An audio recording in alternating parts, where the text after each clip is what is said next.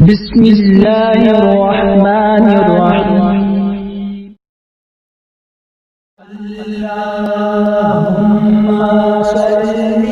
You are watching Real Hadith TV.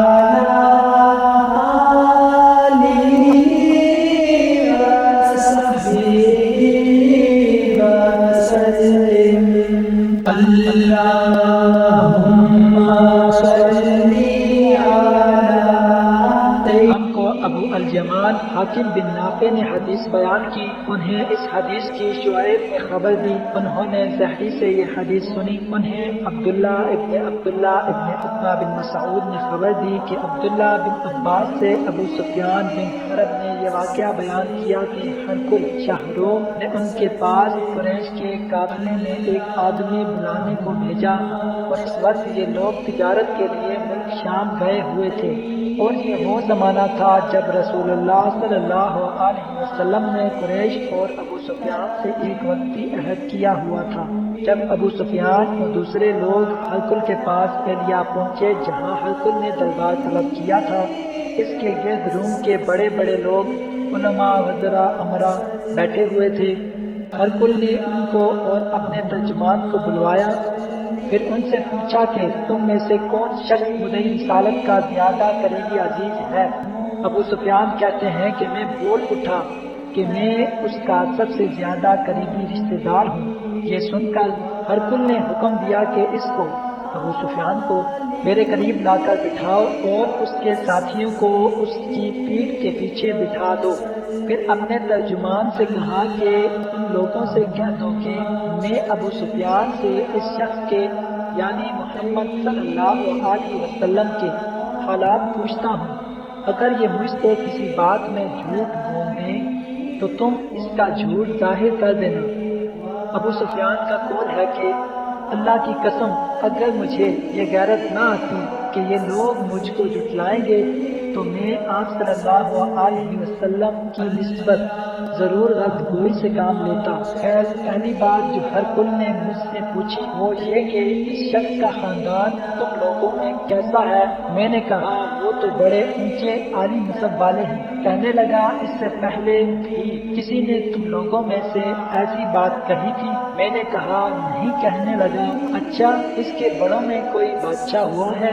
میں نے کہا نہیں۔ پھر اس نے کہا بڑے لوگوں نے اس کی پیروی اختیار کی ہے یا کمزوروں نے؟ میں نے کہا نہیں، کمزوروں نے۔ پھر کہنے لگا اس کے تابعدار روز بروز بڑھتے جاتے ہیں یا کوئی ساتھی پھر بھی جاتا ہے؟ میں نے کہا نہیں۔ کہنے لگا کہ کیا اپنے اس دعوے نبوت سے پہلے کبھی کسی بھی موقع پر اس نے جھوٹ بولا ہے؟ میں نے کہا نہیں۔ اور اب ہماری اس سے صلح کی ایک مقررہ مدت ٹھہری ہوئی ہے، معلوم نہیں وہ اس میں کیا کرنے والا ہے۔ ابو سفیان کہتے ہیں میں اس بات کے سوا اور کوئی جھوٹ اس گفتگو میں شامل نہ کر سکا۔ ہرقل نے کہا کیا تمہاری اس سے کبھی لڑائی بھی ہوئی ہے؟ ہم نے کہا کہ ہاں۔ بولا پھر تمہاری اور اس کی جنگ کا کیا حال ہوتا ہے؟ میں نے کہا لڑائی ڈول کی طرح ہے، کبھی وہ ہم سے میدان جنگ جیت لیتے ہیں اور کبھی ہم ان سے جیت لیتے ہیں۔ ہرقل نے پوچھا وہ تمہیں کس بات کا حکم دیتا ہے؟ میں نے کہا وہ کہتا ہے کہ صرف ایک اللہ ہی کی عبادت کرو، اس کا کسی کو شریک نہ بناؤ، اور اپنے باپ دادا کی شریک کی باتیں چھوڑ دو، اور ہمیں نماز پڑھنے، سچ بولنے، پرہیزگاری اور صلح رحمی کا حکم دیتا ہے۔ یہ سن کر پھر ہرقل نے اپنے ترجمان سے کہا کہ ابو سفیان سے کہہ دے کہ میں نے تم سے اس کا نسب پوچھا تو تم نے کہا وہ ہم میں عالی نسب ہے، اور پیغمبر اپنی قوم میں عالی نسب ہی بھیجے جایا کرتے ہیں۔ میں نے تم سے پوچھا کہ دعوی نبوت کی یہ بات تمہارے اندر اس سے پہلے کسی اور نے بھی کہی تھی تو تم نے جواب دیا کہ نہیں۔ تب میں نے اپنے دل میں کہا کہ اگر یہ بات اس سے پہلے کسی نے کہی ہوتی تو میں سمجھتا کہ اس شخص نے بھی اسی بات کی تقلید کی ہے جو پہلے کہی جا چکی ہے۔ میں نے تم سے پوچھا کہ اس کے بڑوں میں کوئی بادشاہ بھی گزرا ہے؟ تم نے کہا کہ نہیں۔ تو میں نے دل میں کہا کہ ان کے بزرگوں میں سے کوئی بادشاہ ہوا ہوگا تو کہہ دوں گا کہ وہ شخص اس بہانے اپنے آباؤ اجداد کی بادشاہت اور ان کا ملک دربار دوبارہ حاصل کرنا چاہتا ہے۔ اور میں نے تم سے پوچھا کہ اس بات کے کہنے یعنی پیغمبری کا دعویٰ کرنے سے پہلے تم نے کبھی اس کو دروغ گوئی کا الزام لگایا ہے؟ تم نے کہا کہ نہیں۔ تو میں نے سمجھ لیا کہ جو شخص آدمیوں کے ساتھ دروغ گوئی سے بچے وہ اللہ کے بارے میں کیسے جھوٹی بات کہہ سکتا ہے۔ اور میں نے تم سے پوچھا کہ بڑے لوگ اس کے پیرو ہوتے ہیں یا کمزور آدمی؟ تم نے کہا کمزوروں نے اس کی اتباع کی ہے۔ تو دراصل یہی لوگ پیغمبروں کے متبعین ہوتے ہیں۔ اور میں نے تم سے پوچھا کہ اس کے ساتھی بڑھ رہے ہیں یا کم ہو رہے ہیں؟ تم نے کہا کہ وہ بڑھ رہے ہیں۔ اور ایمان کی کیفیت یہی ہوتی ہے حتیٰ کہ وہ کامل ہو جاتا ہے۔ اور میں نے تم سے پوچھا کہ آیا کوئی شخص اس کے دین سے ناخوش ہو کر مرتد بھی ہو جاتا ہے؟ تم نے کہا نہیں۔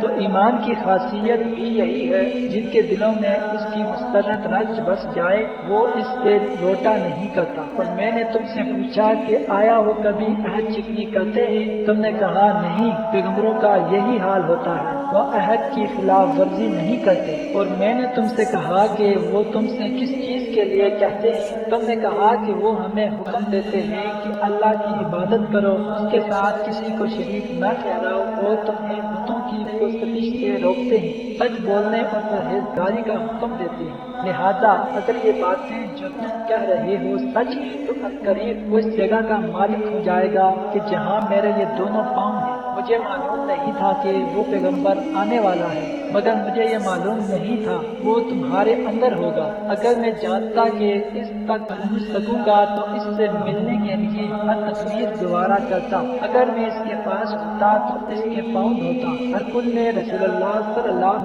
علیہ وسلم وہ خط منگوایا جو آپ نے دحیہ کلبی رضی اللہ تعالیٰ عنہ کے ذریعے حاکم بصرہ کے پاس بھیجا تھا، اور اس نے وہ ہر کل کے پاس بھیج دیا تھا۔ پھر اس کو پڑھا تو اس میں لکھا تھا، اللہ کے نام کے ساتھ جو نہایت مہربان اور رحم والا ہے۔ اللہ کے بندے اور اس کے پیغمبر محمد صلی اللہ علیہ وسلم کی طرف سے یہ خط ہے شاہ روم کے لیے۔ اس شخص پر سلام ہو جو ہدایت کی پیروی کرے۔ اس کے بعد میں آپ کے سامنے دعوت اسلام پیش کرتا ہوں۔ اگر آپ اسلام لے آئیں گے تو دین و دنیا میں سلامتی نصیب ہوگی، اللہ آپ کو دوہرا ثواب دے گا، اور اگر آپ میری دعوت سے روگردانی کریں گے تو آپ کی رعایا کا گناہ بھی آپ ہی پر ہوگا۔ اور اے اہل کتاب، ایک ایسی بات پر آ جاؤ جو ہمارے اور تمہارے درمیان یکساں ہے، وہ یہ کہ ہم اللہ کے سوا کسی کی عبادت نہ کریں، تو کسی کو اس کا شریک نہ ٹھہرائیں، اور نہ ہم میں سے کوئی کسی کو اللہ کے سوا اپنا رب بنائے۔ پھر اگر وہ اہل کتاب اس بات سے منہ پھیر لیں تو مسلمانوں تم ان سے کہہ دو کہ تم مانو یا نہ مانو، ہم تو ایک اللہ کے اطاعت گزار ہیں۔ ابو سفیان کہتے ہیں جب ہرکل نے جو کچھ کہنا تھا کہہ دیا اور خط پڑھ کر فارغ ہوا تو اس کے ارد گرد بہت شور و غوغا ہوا، بہت سی آوازیں اٹھیں اور ہمیں باہر نکال دیا گیا۔ تب میں نے اپنے ساتھیوں سے کہا کہ کبشہ کے بیٹے نبی کریم صلی اللہ علیہ وسلم کا معاملہ تو بہت بڑھ گیا، دیکھو تو اس سے بنی اسفر روم کا بادشاہ بھی ڈرتا ہے۔ مجھے اس وقت سے اس بات کا یقین ہو گیا کہ نبی کریم صلی اللہ علیہ وسلم عنقریب غالب ہو کر رہیں گے، حتیٰ کہ اللہ نے مجھے مسلمان کر دیا۔ راوی کا بیان ہے کہ ابن ناطور ایلیا کا حاکم، ہرکل کا مصاحب اور شام کے نصارہ کا لارڈ پادری بیان کرتا تھا کہ ہرکل جب ایلیا آیا ایک دن صبح کو پریشان اٹھا تو اس کے درباریوں نے دریافت کیا کہ آج ہم آپ کی حالت بدلی ہوئی پاتے ہیں، کیا وجہ ہے؟ ابن ناطور کا بیان ہے کہ ہرکل نجوم تھا، علم نجوم میں وہ پوری مہارت رکھتا تھا۔ اس نے اپنے ہم نشینوں کو بتایا کہ میں نے آج رات ستاروں پر نظر ڈالی تو دیکھا کہ فتنہ کرنے والوں کا بادشاہ ہمارے ملک پر غالب آ گیا ہے، بھلا اس زمانے میں کون لوگ ختنہ کرتے ہیں؟ انہوں نے کہا کہ یہود کے سوا کوئی ختنہ نہیں کرتا، سو ان کی وجہ سے پریشان نہ ہو۔ سلطنت کے تمام شہروں میں یہ حکم لکھ بھیجے کہ وہاں جتنے یہودی ہوں سب قتل کر دیے جائیں۔ وہ لوگ ان انہی باتوں میں مشغول تھے کہ ہرقل کے پاس ایک آدمی لایا گیا جسے شاہ غسان نے بھیجا تھا۔ اس نے رسول اللہ صلی اللہ علیہ وسلم کے حالات بیان کیے۔ جب ہرقل نے سارے حالات سن لیے تو کہا کہ جا کر دیکھو وہ ختمہ کیے ہوئے ہے یا نہیں۔ انہوں نے اسے دیکھا تو بتلایا کہ وہ ختمہ کیا ہوا ہے۔ ہرقل نے جب اس شخص سے عرب کے بارے میں پوچھا تو اس نے بتلایا کہ وہ ختمہ کرتے ہیں۔ تب ہرقل نے کہا کہ یہ ہی محمد صلی اللہ علیہ وسلم اس امت کے بادشاہ ہیں جو پیدا ہو چکے ہیں۔ پھر اس نے اپنے ایک دوست کو رومیہ خط لکھا اور وہ بھی علم نجوم میں ہرقل کی طرح ماہر تھا۔ پھر وہاں سے ہرقل حمص چلا گیا۔ ابھی حمص سے نکلا تھا کہ اس کے دوست کا خط اس کے جواب میں آ گیا۔ اس کی رائے بھی نبی کریم صلی اللہ علیہ وسلم کے ظہور کے بارے میں ہرقل کے موافق تھی کہ محمد صلی اللہ علیہ وسلم واقعہ پیغمبر ہیں۔ اس کے بعد ہرقل نے روم کے بڑے آدمیوں کو اپنے حمص کے محل میں طلب کیا اور اس کے حکم سے محل کے دروازے بند کر لیے گئے۔ پھر وہ اپنے خاص محل سے باہر آیا اور کہا کہ روم والوں، کیا ہدایت اور کامیابی میں کچھ حصہ تمہارے لیے بھی ہے؟ اگر تم اپنی سلطنت کی بقا چاہتے ہو تو پھر اس نبی کی بیعت کر لو اور مسلمان ہو جاؤ۔ یہ سننا تھا کہ پھر وہ لوگ وحشی گدھوں کی طرح دروازوں کی طرف دوڑے مگر انہیں بند پایا۔ آخر جب ہرقل نے اس بات سے ان کی یہ نفرت دیکھی اور ان کے ایمان لانے سے مایوس ہو گیا تو کہنے لگا کہ ان لوگوں کو میرے پاس لاؤ۔ جب وہ دوبارہ آئے تو اس نے کہا، میں نے جو بات کہی تھی اس سے تمہاری دینی پختگی کی آزمائش مقصود تھی، سو وہ میں نے دیکھ لی۔ تب یہ بات سن کر وہ سب کے سب اس کے سامنے سجدے میں گر پڑے اور اس سے خوش ہو گئے۔ بالآخر ہرقل کی آخری حالت یہ ہی رہی۔ ابو عبداللہ کہتے ہیں کہ اس حدیث کو صالح بن کیسان، یونس اور معمر نے بھی صحیح سے روایت کیا ہے۔ Don't forget, subscribe our channel, like and share video and comment us.